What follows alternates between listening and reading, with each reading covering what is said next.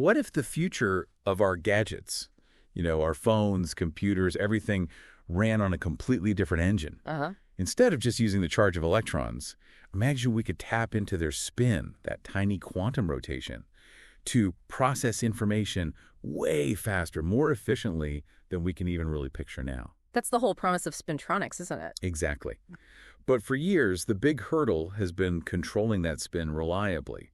We've mostly relied on, well, indirect methods. Right, using things like the electron's orbital motion or needing hefty magnetic fields, sim-orbit coupling, Zeeman splitting. Yeah, like trying to nudge a spinning top by pushing it aside or waving a magnet nearby. It works, sort of, but it's complex. It is. So the question is, what if we could control spin directly, stably, in a normal material at room temperature, without all that extra baggage? Well, that's exactly the frontier we're diving into today. We've got some really fascinating research pointing to a whole new class of materials. They're called altermagnets. Altermagnets, okay. And it all leads up to this really groundbreaking study just out in Nature Physics from a team at HKUST. Right, and if you're listening because you want to get straight to the core of these big breakthroughs, the ones that could genuinely reshape things, well, this is definitely one you need to know about. We've gone through the papers, and our mission here is to unpack this altermagnet discovery. What is it? Why is it such a big deal? And, what could it actually mean for the tech you and I use every day? Sounds good. Where should we start? Let's dive right in. What exactly are these altermagnets everyone's suddenly talking about? Okay, right. So altermagnets, they're a newly recognized class, and they have this really remarkable property. The spin of their electrons is actually linked to their momentum. Linked to momentum. How so? Basically, which way the electron is moving inside the material determines its spin direction. Think of it like a fork in the road for spin. Oh, okay. Electrons going one way might spin up, and going the opposite way, they spin down. And the really game-changing part, they do this without needing that strong spin-orbit coupling we mentioned, or needing an overall magnetic field like a fridge magnet has. No net magnetism. Interesting. Yeah, and because of this, they've become a really hot topic. Lots of buzz in materials science. So they're like the new rock stars of material science. How are they different from, say, just a normal antiferromagnet? I've heard of those. That's a great comparison, actually. Traditional antiferromagnets, right? They have internal magnetic spins pointing in opposite directions, perfectly balanced. Canceling each other out. Exactly. No overall magnetic field. That gives them great stability and often means the electron spin lasts longer, which is good for spintronics. Altermagnets keep that stability, that internal balance, but they also add this crucial spin splitting based on the electron's direction, its momentum. So stability plus this directional spin control. Precisely. That combination is what makes them so promising. And it's not just us saying it. The discovery of altermagnets was actually named one of Science Magazine's top 10 breakthroughs of 2024. Wow. Top 10. Okay, you definitely have my attention now. So where does this new HKUST research fit into this exciting picture? Right. This is where it gets really good. A team led by Professor Junwei Liu at HKUST, working with experimental partners, they have achieved something really foundational. Which is? They've provided the first experimental proof of a two-dimensional layered altermagnet that works at room temperature. Okay, wait. Experimental proof, so it's not just theory anymore. Not just theory. They've actually made it, observed it, measured it, and what's really compelling is that their findings line up perfectly with theoretical predictions. Professor Liu himself published back in 2021. That's fantastic. Room temperature and layered. Sure. Those sound like massive advantages. Huge. What's the material called, this wonder material? It's arbiuratir. Let's just call it the vanadium tellurium oxide compound for simplicity. Okay, the vanadium compound. Yeah. And the fact that it's layered is critical. We'll definitely get into why. And the room temperature part. Well, that's obviously a giant leap for actually using this stuff. Yeah, absolutely. So if they aren't using spin-orbit coupling or magnetic fields, what's the trick? What's the secret sauce for controlling spin here? It's a fundamentally different mechanism they proposed. Professor Liu and his team realized that the specific way the atoms and their magnetic moments are arranged, the crystal symmetries, could allow different sets of atoms within the material to interact through a kind of magnetic handshake, technically called exchange coupling. A magnetic handshake. I like that. Yeah, and this interaction, this handshake, directly leads to that significant spin splitting we talked about. They've given it a name. C-paired spin valley locking. SVL for short. C-paired spin valley locking. SVL. Sounds a bit technical. It is, but the core idea is this. The electron spin gets locked to which valley it's in within the material's electronic structure. Valleys, like energy valleys. Exactly. Think of them as specific energy states tied to the electron's momentum. And this locking spin to valley is dictated purely by the crystal symmetry and that magnetic handshake, not by the old methods. So it's a built-in feature of the material structure, essentially, a more direct way to manage spin. That's a great way to put it. It bypasses the need for strong spin-orbit coupling or external fields. You leverage the stability of the antiferromagnet and get this precise spin control just by sort of steering the electrons. Wow. Okay, just direct it and its spin is set. That is powerful. Now, you mentioned earlier that scientists have looked at other unconventional antiferromagnets before. Yes, that's right. What was wrong with those? Why didn't they quite pan out for this kind of application? That's a really important point. Materials like Altermagnet, CRS, LEDB, MNT2, even ROO2, they showed some interesting effects, but they had limitations. They weren't quite right for generating these clean, long-lived spin currents using altermagnetism. What kind of limitation? Okay, let's take alpha MT and CRSB. Their atomic structure has what's called C asymmetry.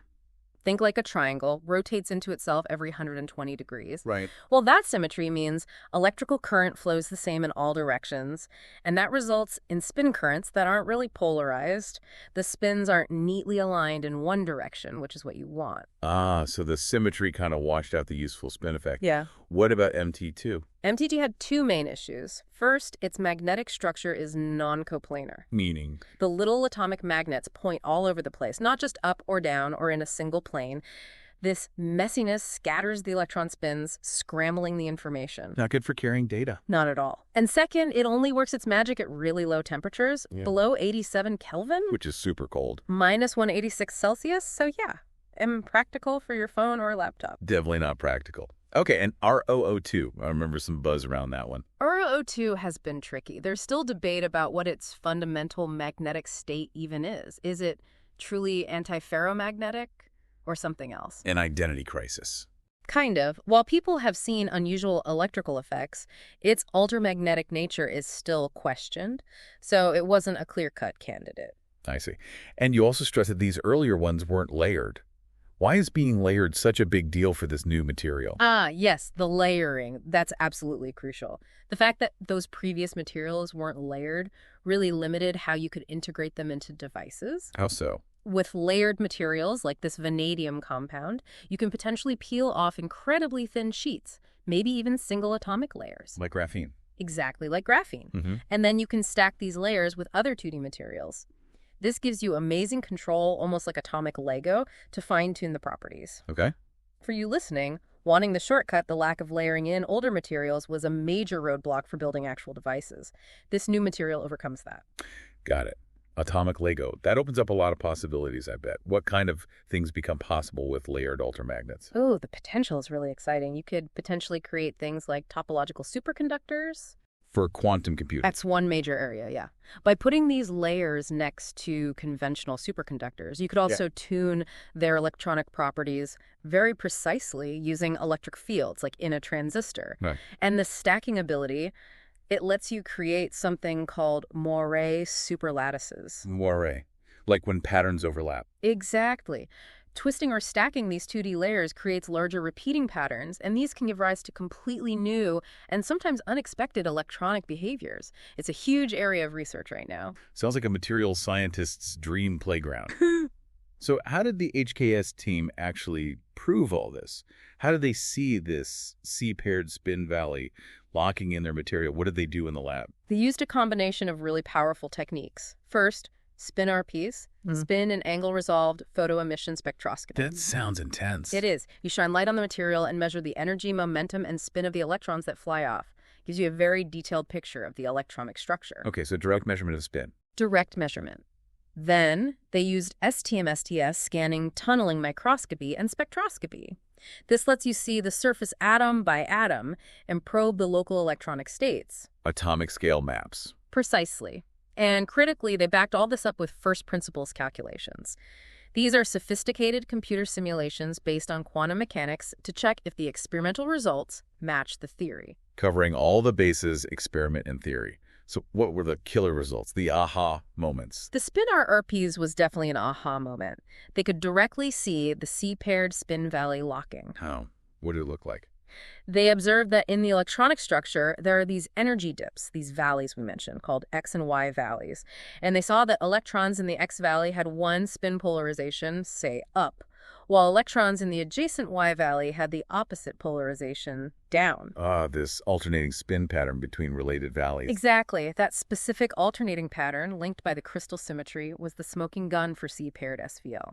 That's pretty convincing. But what about the room temperature part? That's critical. Absolutely. They did air RPs measurements at different temperatures, and they confirmed this spin valley locking, this splitting, was still clearly there all the way up to room temperature. Fantastic. And it matched nicely with the temperature where the material becomes antiferromagnetic, showing the link between the magnetism and the spin effect. Okay, huge hurdle cleared there. Any other key pieces of evidence? Yes, a couple more. The AirP's data also showed the material behaves in a very two-dimensional way. Electrons are mostly stuck within their layers, not moving much between them. Confirming the layered aspect is real electronically. Right. And the STM maps, the atomic pictures, showed patterns called quasi-particle interference, or QPI. Okay. These patterns revealed that electrons weren't easily scattering between the different valleys. And the reason they weren't scattering easily was because of their spin. The spin valley locking effectively creates a rule saying you can't jump there if your spin isn't right. Wow, so even the scattering patterns confirmed the spin control. Exactly. It all tied together beautifully. So let's recap this bit. They found a layered antiferromagnetic metal that works at room temperature, and they've experimentally proven a whole new way spin is controlled inside it, this C-paired SVL. That feels significant. It truly is. This work basically hands the scientific community an ideal material platform, a test bed for exploring all sorts of new ideas in spintronics and also valleytronics, using those electronic valleys themselves for information. Right. Valleytronics, another emerging field. And the fact that the experiments match their own prior theoretical predictions so well gives everyone a lot of confidence. Yeah, that validation must feel good. So where does the research go next? What are the big questions people will start asking now? Well, one really exciting direction is exploring those spin-conserved currents we hinted at. Because the spin is locked to the valley and scattering between valleys is suppressed, it means you could potentially send spin information over longer distances with much less loss. Highly efficient spin transport. That would be a game changer for devices. Definitely. They also mentioned the possibility of unconventional piezomagnetism. Meso. Like pressure. Exactly. Controlling the magnetic properties just by squeezing or stretching the material. That would be quite novel. Interesting. And it's also worth noting, Professor Liu's earlier theory predicted similar spin valley locking should happen in another related material, K-intercalated VCO. Okay. And very recently, other research groups have actually experimentally confirmed that prediction too. Oh, wow. So independent verification in another material. Yes, which really strengthens the whole theoretical foundation for this C-paired SVL mechanism. It suggests this isn't just a one-off fluke in one material. That's really compelling. Okay, let's try and boil this all down. For someone listening, what's the single most important message, the key takeaway from this deep dive? I think the core takeaway is this. We now have experimental proof of a room temperature, layered altermagnet with this new type of spin control, C-paired spin valley locking. This gives us a brand new, efficient way to manipulate electron spin without relying on the old methods like spin-orbit coupling or overall magnetism. It overcomes major roadblocks from previous materials. It unlocks a whole lot of new possibilities. Exactly. It really opens the door for developing next-generation spintronic technologies. Absolutely. And for you, listening, if you're tracking cutting-edge science, this is a genuinely big step. It tackles a fundamental challenge, easy, stable spin control, and does it in a material that's practical. Room temperature, layered. That combination is potentially transformative. It really makes you think, doesn't it? And maybe here's a final thought for you to chew on. Now that we have this material platform where controlling spin at the nanoscale might become much more straightforward without needing big magnetic fields, what totally new kinds of technologies could emerge? Beyond just faster chips or better storage. Right. Could this lead to revolutionary sensors, new communication methods, maybe even ways to harvest energy differently? What unexpected doors might this fundamental materials advance open up? That is definitely something to ponder. It feels like we've really just glimpsed the beginning of something exciting here. Hopefully this deep dive has given you a solid grasp of this breakthrough and why it matters for the future.